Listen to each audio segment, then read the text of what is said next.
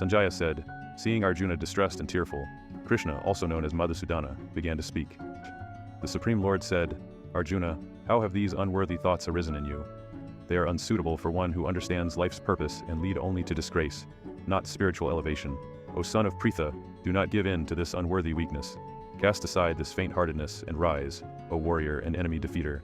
Arjuna said, O slayer of enemies, O Madhusudana, how can I fight Bhishma and Drona, who are worthy of my reverence in battle? Arjuna said, it is better to live by begging than to kill my revered teachers. Even if they seek worldly gains, their death would taint all our pleasures with blood. Arjuna said, we are unsure whether it is better to conquer or be conquered.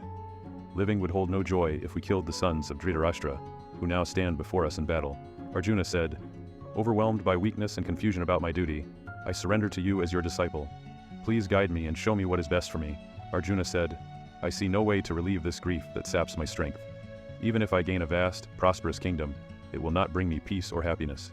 Sanjaya said, after speaking these words, Arjuna, the enemy's chastiser, told Krishna, Govinda, I will not fight, and remained silent. O descendant of Bharata, at that moment, Krishna, smiling, addressed the grief-stricken Arjuna in the midst of both armies with these words. The Supreme Personality of Godhead said, you speak learned words, yet you grieve for what is not worth mourning. The wise do not lament for the living or the dead.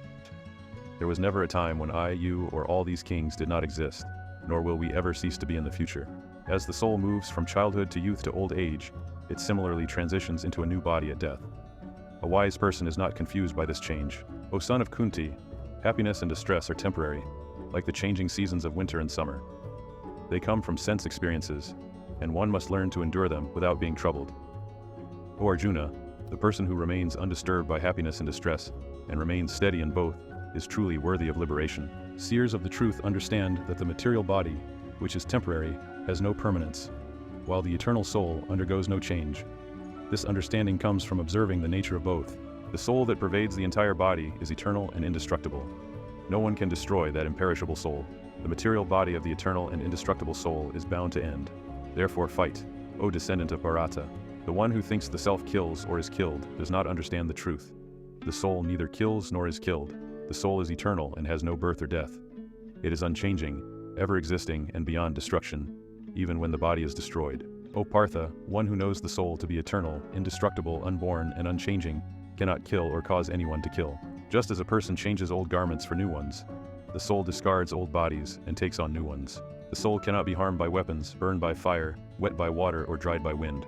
The soul is indestructible, cannot be burned, dissolved, or dried, and remains eternal, unchanging, immovable, and omnipresent. The soul is invisible, inconceivable, and unchanging. Knowing this, you should not mourn the body.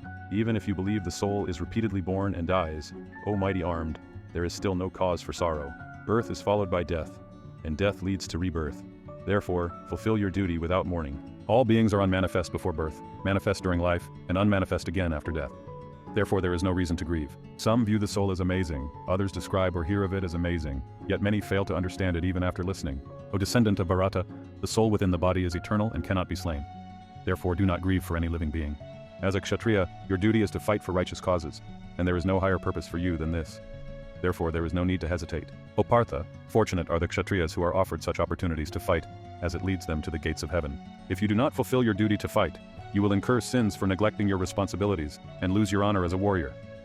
If you fail to act, people will speak of your disgrace, and for an honorable person, dishonor is worse than death. The great warriors who once respected your name and fame will see you as insignificant if you retreat from the battlefield out of fear. Your enemies will speak ill of you and mock your abilities. Nothing could be more painful than their scorn. O son of Kunti, whether you are killed on the battlefield and go to heaven or conquer and rule the earth, rise with resolve and fight. Fight without thinking of happiness or sorrow, gain or loss, victory or defeat, and you will never incur sin. I have explained this knowledge through analysis. Now listen as I teach you about acting without attachment to results. By doing so, you can free yourself from the bondage of actions. In this path, there is no loss or decrease, and even a small step forward can protect you from the greatest fear. Those on this path are focused and determined, while the intelligence of the uncertain is divided and wavering. Those with limited knowledge are deeply attached to the attractive words of the Vedas, which promise rewards like heavenly realms and material prosperity. They are focused solely on sense pleasure and worldly success, believing nothing beyond this.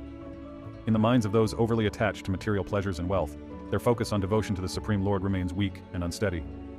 The Vedas primarily focus on the three modes of material nature. O Arjuna, Rise above these modes, free yourself from dualities and anxieties, and remain established in the self. Just as a large reservoir fulfills all the purposes a small well can, understanding the true purpose of the Vedas fulfills all their objectives. You have the right to perform your duty, but you are not entitled to the outcomes. Do not consider yourself the doer of the results, and stay unattached to inaction. Perform your duty with balance, O Arjuna, giving up attachment to success or failure. This equanimity is called yoga. O Dhananjaya, avoid all sinful actions through devotional service, and with that mindset, surrender to the Lord. Those attached to the results of their actions are greedy. A person engaged in devotional service overcomes both good and bad actions in this life. Therefore strive for yoga, the masterful art of all actions. By engaging in devotional service to the Lord, great sages free themselves from the results of material actions. This leads to liberation from birth and death, and they reach the eternal blissful state beyond all suffering. When your intelligence is free from the darkness of illusion, you will become indifferent to what has been heard and what is yet to be heard. When your mind is no longer swayed by the Veda's material allure and is steady in self-realization, you will reach divine consciousness. Arjuna asked, O Krishna, what are the signs of someone whose consciousness is absorbed in transcendence? How does he speak, sit, and walk? The Supreme Personality of Godhead said, O Partha, when a person renounces all desires for sense gratification and finds satisfaction solely in the self, his mind purified, he is said to be in pure transcendental consciousness. A sage with a steady mind remains undisturbed by pain or pleasure, free from attachment, fear, and anger. One who remains unaffected by good or evil and neither praises nor despises them is firmly established in perfect knowledge. One who can withdraw their senses from sense objects like a tortoise retracting its limbs is firmly established in perfect consciousness. The soul may resist sense pleasures, but the desire remains. However, by experiencing a higher satisfaction, one becomes firmly established in consciousness. O Arjuna, the senses are so powerful and restless that they can overwhelm the mind, even of a wise person striving for self-control. A person who controls their senses and focuses their consciousness on me is considered to have steady intelligence. Contemplating sense objects leads to attachment, which gives rise to lust, and lust eventually turns into anger. Anger leads to delusion, causing confusion of memory. When memory falters, intelligence is lost, and with lost intelligence, one falls back into material existence. A person free from attachment and aversion, who controls his senses through discipline, can attain the full mercy of the Lord. For one fully absorbed in Krishna consciousness, the threefold miseries of material life cease to affect them, and their intelligence is quickly stabilized. Without connection to the Supreme through Krishna consciousness, there is no transcendental intelligence or steady mind, making peace and happiness impossible. Just as a strong wind carries a boat on the water, a single uncontrolled sense can lead the mind astray and sweep away a person's intelligence. Therefore, O mighty armed, one who controls their senses from indulging in objects is truly of steady intelligence. What is night for all beings is a time of awakening for the self-disciplined, and what is day for others is night for the wise, introspective sage. A person who remains undisturbed by the constant flow of desires, like rivers into the ocean, which remains calm despite being filled, can achieve true peace, unlike one who tries to satisfy those desires. A person who has renounced all desires, lives free from attachments, and is free from ego and false ownership, can truly attain peace. This is the way of a spiritual and godly life, where one is never bewildered. If one remains steadfast in this state, even at the time of death, they can enter the kingdom of God.